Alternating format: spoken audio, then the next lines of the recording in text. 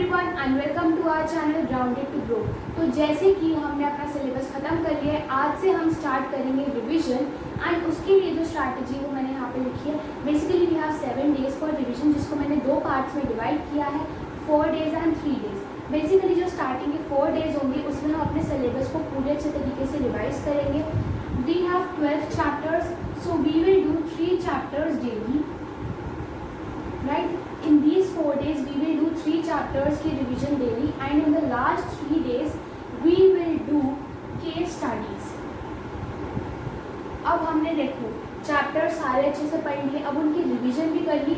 So in the last 3 days we will do some case studies। तो ये रहेगी हमारी रिवीजन की स्ट्रैटेजी।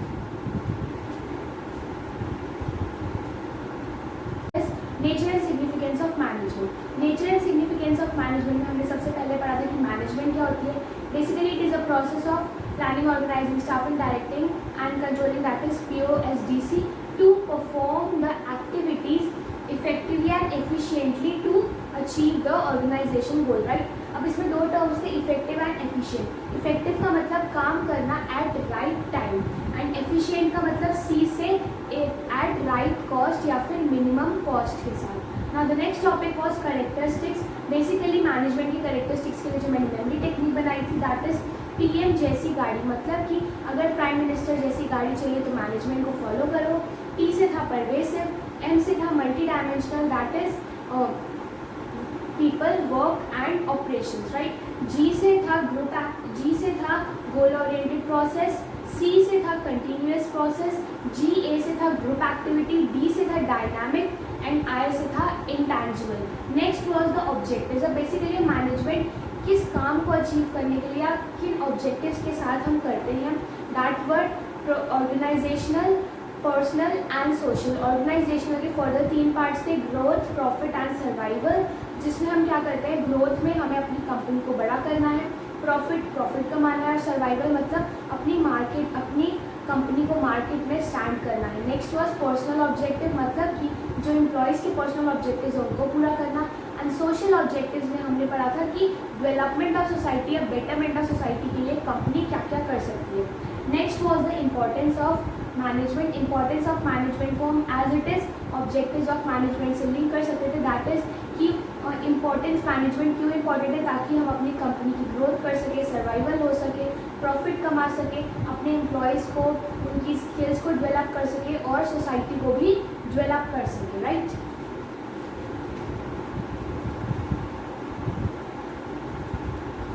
फिर नेक्स्ट हमने इस टॉपिक में पढ़ा नेचर ऑफ मैनेजमेंट, मतलब कि जो मैनेजमेंट है क्या वो आर्ट है, क्या वो साइंस है या फिर वो प्रोफेशन है। हमने पढ़ा कि मैनेजमेंट साइंस तो है नहीं, and that's why management is called inexact science, right.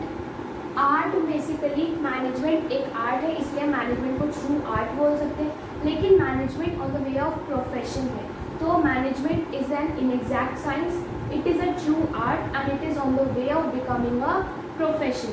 Now the next topic was functions of management. Functions of management में हमने पढ़ा था POSDC, that is planning, organising, staffing, directing and controlling. Planning में हम क्या करते हैं, हम प्लान बनाते हैं कि हमें क्या काम करना है, कैसे करना है एंड ऑल दैट। ऑर्गेनाइजिंग में जो हमारे पास रिसोर्सेज है या जो एक्टिविटीज़ हमें परफॉर्म करनी है हम उनको ऑर्गेनाइज करते हैं। S स्टैंड्स फॉर स्टाफिंग, जिसमें हम क्या करते हैं कि कितने ह्यूमन रिसोर्सेज हमें रिक्वायर्ड होंगे या फिर उनसे कैसे काम करवाने वो स्टाफिंग में डील करेंगे। D है डायरेक्टिंग। डायरेक्टिंग मतलब कि जो ह्यूमन रिसोर्स हम यूज़ करेंगे अपने ऑब्जेक्टिव को अचीव करने के लिए उनको डायरेक्शंस प्रोवाइड करना ताकि हम अपने गोल को अचीव कर सकें। And C stands for controlling, मतलब कि कंट्रोल करना कि जो हमने प्लान बनाया था कहीं हम उससे भटक तो नहीं रहे, हम अपने प्लान के मुताबिक ही चल रहे हैं ना, and all that. So these are the functions of management, that is planning, organising, staffing, directing and controlling. Now the next topic is levels of management. Basically एक कंपनी में कितने लेवल्स होते हैं मैनेजमेंट के? 3 levels, that is lower level, middle level and top level. Top level पे कौन होते हैं? जो ओनर्स टाइप के होते हैं, like president, vice president, MD, ये सब जो होते हैं वो टॉप लेवल पे आते हैं। मिडिल लेवल पे कौन आते हैं? बेसिकली जो डिपार्टमेंट्स के मैनेजर्स होते हैं, एंड लोअर लेवल पे नॉर्मली सुपरवाइजर्स आते हैं। जो टॉप लेवल वाले होते हैं उनका काम क्या होता है? ऑर्गेनाइजेशन के लिए पॉलिसीज़ फ्रेम करना, and welfare and survival of the organisation देखना। मिडिल लेवल वालों का क्या काम होता है कि बेसिकली जो टॉप लेवल ने पॉलिसीज़ बनाई हैं उनको लोअर लेवल वालों को बताना, एंड लोअर लेवल वालों का काम होता है कि वो उन पॉलिसीज़ को जो लेबर है या जो वर्क फोर्स है उनको कन्वे करें और जो लेबर का जो फीडबैक है वो आगे कैरी फॉरवर्ड करें। तो ये थे लेवल्स ऑफ मैनेजमेंट। ये 3 टॉपिक भी इंपॉर्टेंट है, that is nature of management. Basically management 3 तरीके से हो सकती है, दैट इज उसका नेचर। मैनेजमेंट साइंस हो सकती है, no it's an inexact science. Art हो सकती है, येस इट्स एन आर्ट। और profession, it is on the way of becoming a profession. Functions में POSDC एंड लेवल्स में top level, middle level and lower level.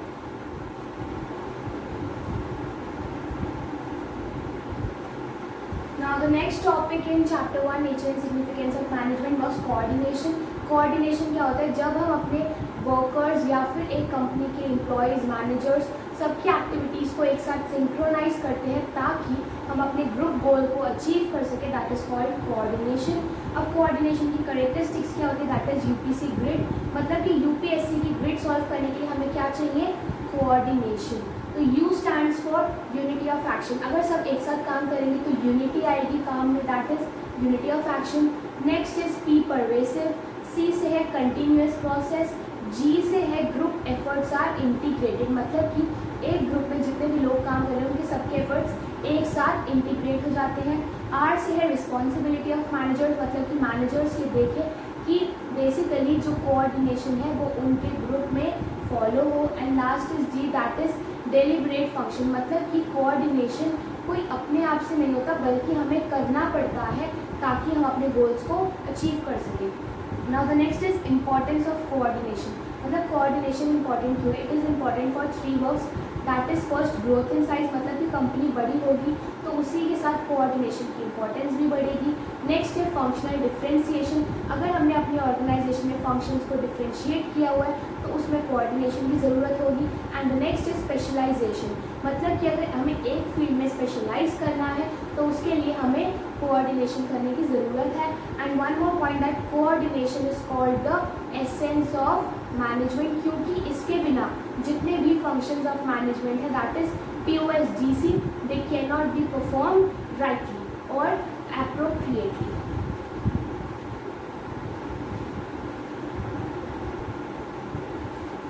Now we will revise the second chapter, that is chapter 2 principles of management. इसमें हमने सबसे पहले पढ़ा कि principles of management होते क्या? Basically they are the some principles which are formed as like the general guidelines जो एक कंपनी को अच्छे से मैनेज करने में किसी भी सिचुएशन में यूज़ किए जा सकते हैं, right? Now the next was nature of POM, that is principles of manager.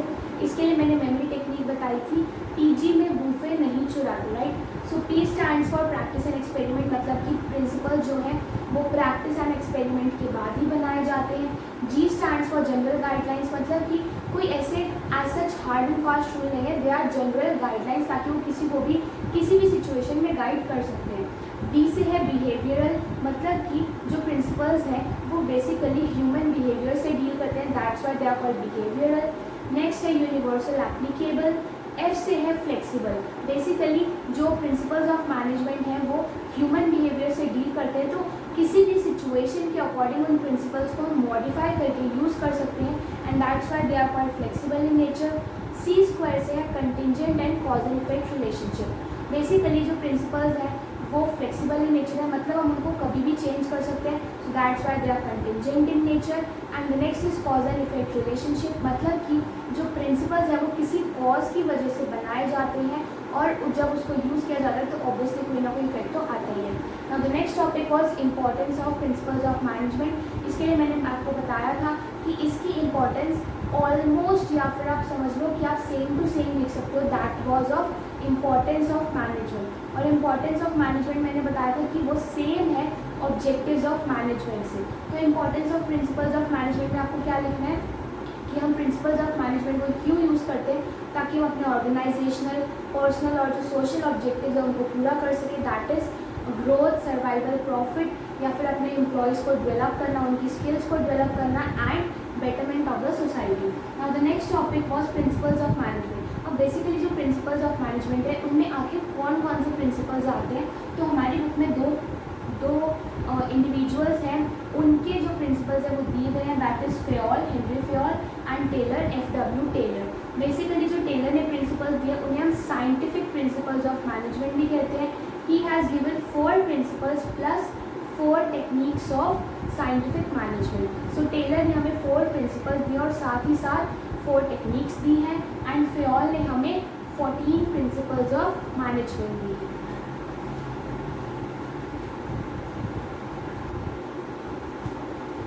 तो ये है, हम पढ़ेंगे अब फेयोल के जो प्रिंसिपल्स हैं उसके लिए मेमोरी टेक्निक है that due to SRC so easy. First is D से डिवीजन ऑफ वर्क, मतलब कि एक ऑर्गेनाइजेशन में हमें अपने काम को डिवाइड करके करना चाहिए ताकि हम स्पेशलाइजेशन अचीव कर सकें।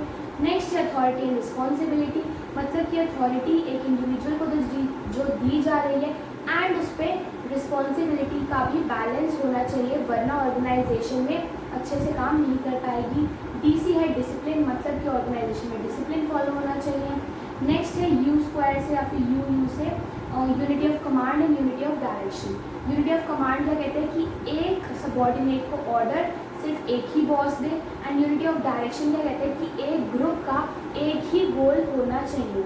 नेक्स्ट है SRC, बेसिकली इसे मतलब है subordination of individual interest into general interest, मतलब कि एम्प्लॉयज़ को अपने इंटरेस्ट से पहले ऑर्गेनाइजेशन का इंटरेस्ट देखना चाहिए। नेक्स्ट है रेम्यूनरेशन ऑफ एम्प्लॉयज़, मतलब कि जितने भी एम्प्लॉयज़ काम कर रहे हैं उनको फेयर वेजेस मिलनी चाहिए। C से है सेंट्रलाइजेशन एंड डिसेंट्रलाइजेशन, मतलब कि कंपनी को देखना चाहिए कि उन्हें सेंट्रलाइजेशन के बेसिस पे काम करना है या फिर डिसेंट्रलाइजेशन के बेसिस पे काम करना है या फिर दोनों का मिक्स यूज़ करके काम करना है। नेक्स्ट है SO, S stands for scalar chain, मतलब कि एक फिक्स्ड या फिर स्ट्रिक्ट चेन है जो फॉलो करनी है किसी भी इंडिविजुअल को दूसरे इंडिविजुअल से बात करने के लिए ऑर्गेनाइजेशन में। लेकिन अगर वो कोई इमरजेंसी की सिचुएशन आ जाती है तो वो क्या यूज़ कर सकते हैं, gang plan, right. Next is order, मतलब कि हर एक जो रिसोर्स रिक्वायर्ड है वो प्रॉपर प्लेस पे होना चाहिए। ईजी से है, फर्स्ट है E से इक्विटी, मतलब कि हमें अपने सारे एम्प्लॉयज़ को इक्वल ट्रीट करना चाहिए, no discrimination.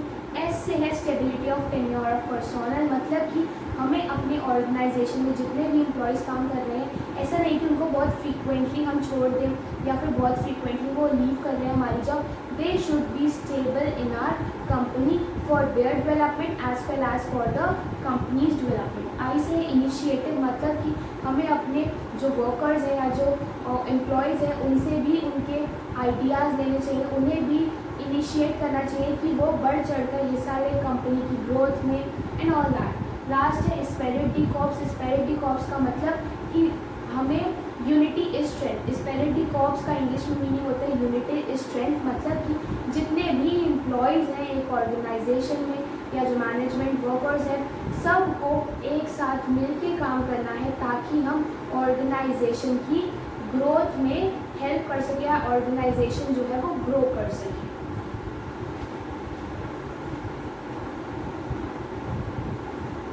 Now the next topic is Taylor's principles और scientific principles of management। उसके लिए मेमोरी टेक्निक थी science leads to development by harmony and cooperation, मतलब कि जो मैंने 4 वर्ड जनरलाइन किए हैं these are the principles। First है science, that is science not rule of thumb, मतलब कि जो प्रिंसिपल्स बनाए जाते हैं वो भी साइंटिफिक प्रिंसिपल्स की तरह ही हमें बनाने चाहिए। They should not be made overnight कि किसी ने सोचा और उसको बना दिया।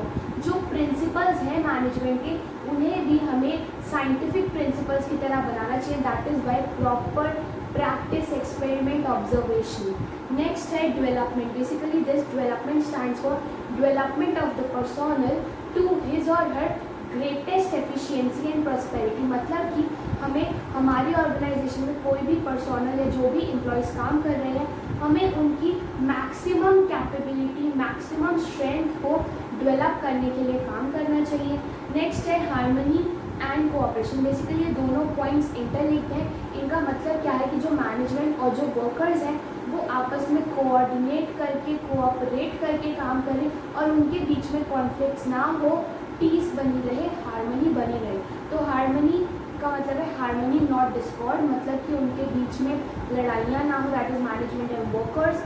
And the fourth is cooperation, that is cooperation not individualism, मतलब कि जितने भी एम्प्लॉयज़ हैं उन्हें अपना बेनिफिट नहीं बल्कि पूरी ऑर्गेनाइजेशन का बेनिफिट देखना है, और वो कैसे काम करेंगे, सबके साथ कोऑपरेट करके।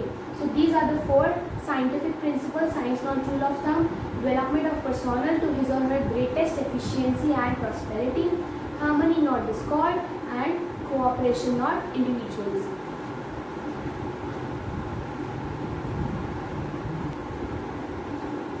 Now the next topic is Taylor's techniques या फिर scientific techniques of management, जिसमें 4 techniques हैं। फर्स्ट है फंक्शनल फोरमैनशिप, जिसमें हमने या फिर जो टेलर थे उन्होंने एक भी मैन्युफैक्चरिंग कंपनी को 2 पार्ट्स में डिवाइड किया, that is planning and manufacturing और प्रोडक्शन। प्लानिंग के अंडर उन्होंने 4 फोरमैन्स या फिर सुपरवाइजर्स को अपॉइंट किया, जिसके लिए मेमोरी टेक्निक थी राइट। एंड जो प्रोडक्शन वाले थे उसके अंडर भी उन्होंने 4 को अपॉइंट किया, दैट इज रिग्स। बेसिकली इस राइट में क्या था, route clerk, instruction card clerk, time and cost clerk, and then right it was direction as well, right direction. So root clerk, instruction card clerk, time and cost, and then disciplinarian, ये थे planning department के लिए, and production department के लिए थे rigs, that is repair boss, inspector, gang boss and speed boss. तो ये एक मैन्युफैक्चरिंग को उन्होंने 2 पार्ट्स में डिवाइड किया, प्लानिंग एंड प्रोडक्शन। प्लानिंग में 4 सुपरवाइजर्स अपॉइंट किए राइट डायरेक्शन, और प्रोडक्शन में भी 4, that is rigs.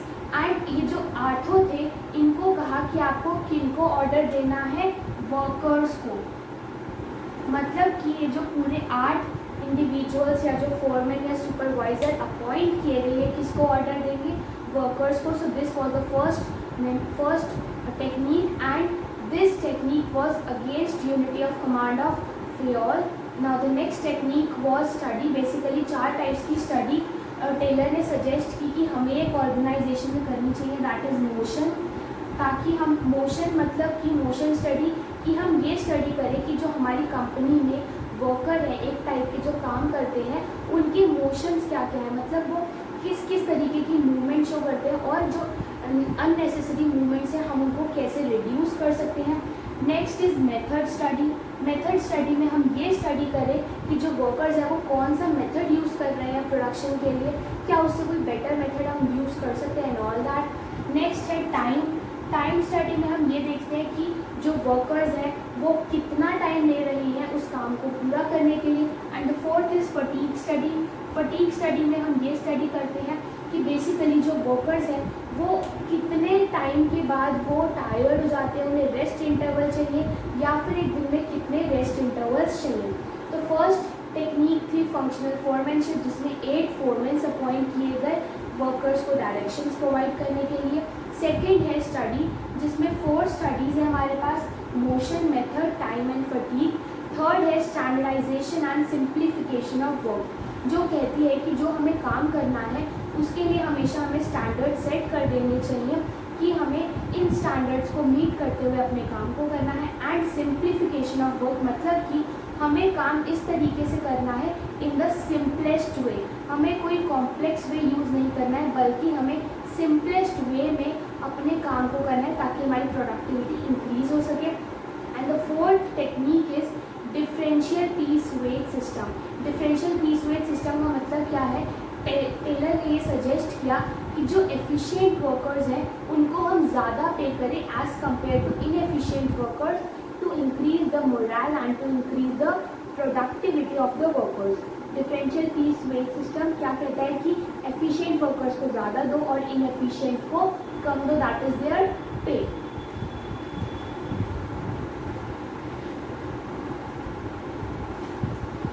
And then the last topic of this chapter was difference between Fayol's principles and Taylor's principles. Basically जो Fayol के principles थे वो general guidelines तरीके से लगते थे, लेकिन जो Taylor के principles थे वो more specific in nature लगते थे। जो Fayol के थे वो ऐसे लगते थे कि वो top level के लिए बनाए गए हैं, लेकिन जो Taylor वाले थे वो ऐसे लगते थे कि lower level के लिए बनाए गए हैं। ऐसे ही कुछ और डिफरेंसेस भी थे।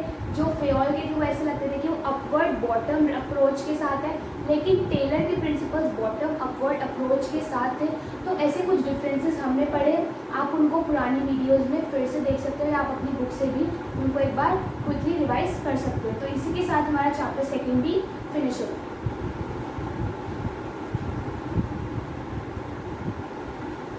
Now the third chapter that is business environment. Business environment क्या होता है कि totality of all the forces that are outside the control of a business, लेकिन वो फिर भी बिजनेस को अफेक्ट करती है।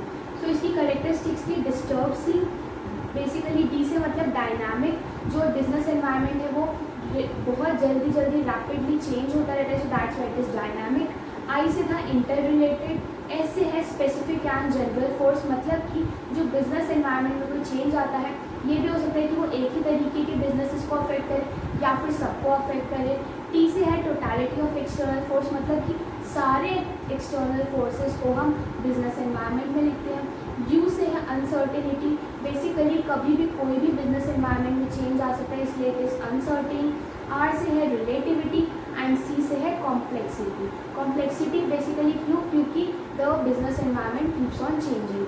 Now the next is importance. अब बेसिकली बिजनेस एनवायरनमेंट क्यों इम्पॉर्टेंट है, इसके लिए हमने एक छोटी सी पोएम भी लिखी थी, दैट इज बिजनेस ने सुनहरा मौका देखा, मतलब कि जो गोल्डन अपॉर्चुनिटी आगे फ्यूचर में उसे मिल सकती थी उसने उसको पहचाना। बिजनेस ने सुनहरा मौका देखा, खतरे को हटाया, मतलब कि जो रिस्क आ सकता था उसको डिक्रीज कर लिया या उसको रिमूव कर लिया। समय मंगाया, मतलब कि जो रिसोर्सेज उन्हें चाहिए होंगे उनको tapping of the useful resources. Business ने सुनहरा मौका देखा, खतरे को हटाया, सामान मंगाया, प्लान बनाया, दैट इज असिस्टेंट प्लानिंग, समय को ढाला एंड प्रॉफिट बढ़ाया। तो इम्पोर्टेंस क्या क्या है कि हमें अपॉर्चुनिटी आइडेंटिफाई कर पाते हैं जो फ्यूचर में आ सकती है, जिसकी वजह से हम अपने कोई अगर रिस्क आने वाला है तो उसको भी डिक्रीज कर सकते हैं। इट हेल्प्स इन कलेक्टिंग और tapping of the resources which might not be available in the future. It helps in assisting, it assist in planning and it helps to make profit. तो ये थी important जिसकी memory technique थी। Business ने सुनहरा मौका देखा, खतरे को हटाया, सामान मंगाया, प्लान बनाया, समय को ढाला और प्रॉफिट बढ़ाया।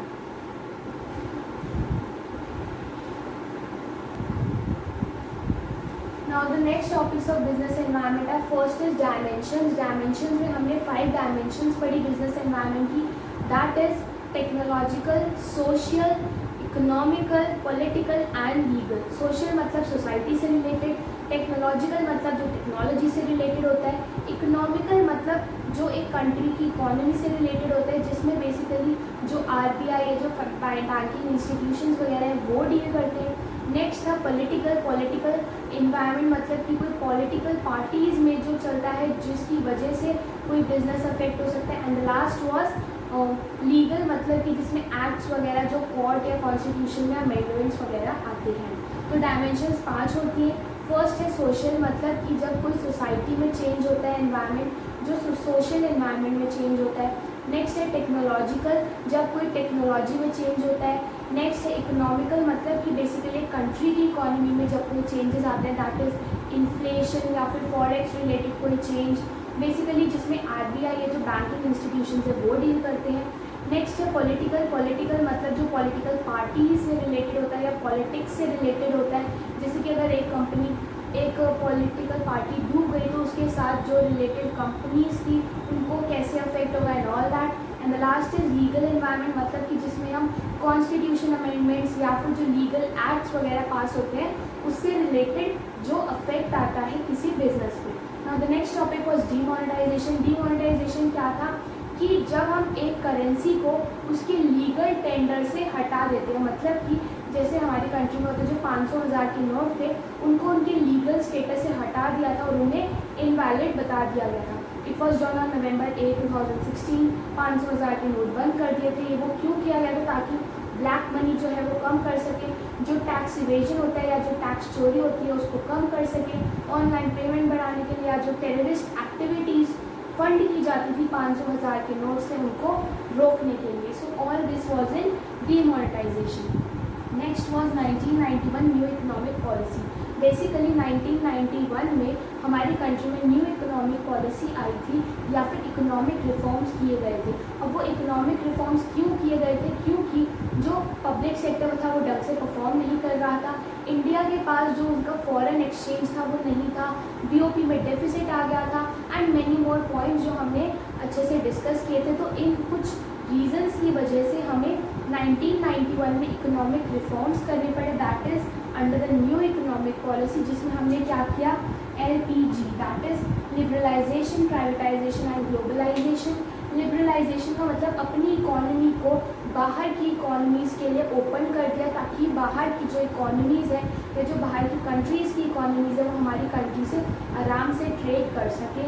P से है प्राइवेटाइजेशन, मतलब कि प्राइवेट का रोल बढ़ा देना, and globalisation, G stands for globalisation, मतलब कि हम अपनी कंट्री को एक पूरे वर्ल्ड के साथ मर्ज करें, that is integrating our national economy with the world economy.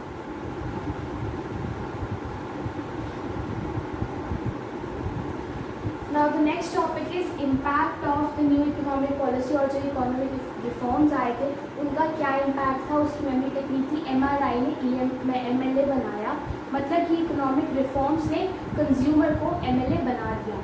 So M stands for more demanding customers, मतलब कि जब हमारी इकोनॉमी जो है वो ओपन अप हो गई, बाहर की कंपनीज यहाँ आने लग गई, तो जो कंज्यूमर्स थे वो मोर डिमांडिंग इन नेचर के हो गए या फिर वो अब ज़्यादा चूजी हो गए।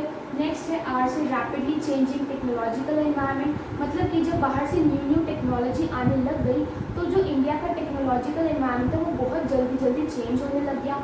नेक्स्ट है इंक्रीजिंग कंपटीशन। अब ऑब्वियसली एक मार्केट में अगर 2 दुकानें हैं और बाद में उसमें 10 दुकानें और आ जाएं तो कंपटीशन तो इंक्रीज होगा ही ना। वैसे ही कुछ हुआ जब इकोनॉमिक रिफॉर्म्स आए और बाहर की कंपनीज इंडिया में आई तो उसकी वजह से इंडिया की मार्केट में कंपटीशन बढ़ गया।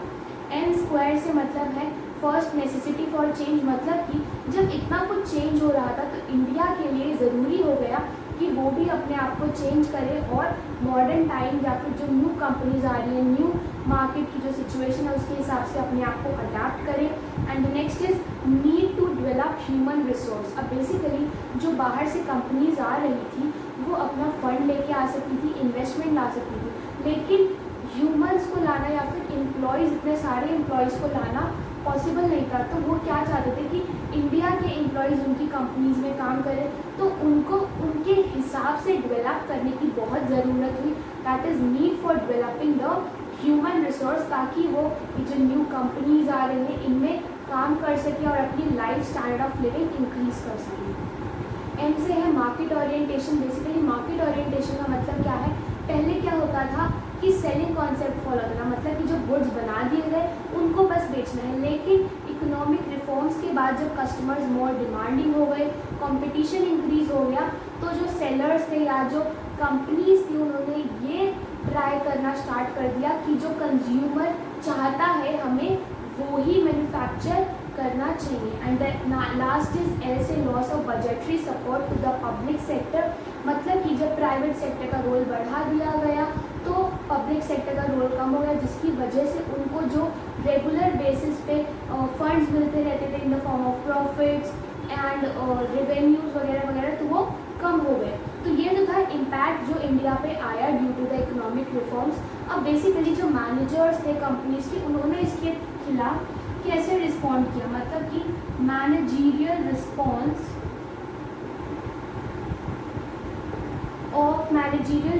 To this environment. तो बेसिकली उन्होंने क्या किया कि वो ब्रांड बिल्डिंग पे फोकस करने लगे कि मतलब अपनी कंपनी का ब्रांड बनाना है, गुडविल बनानी है।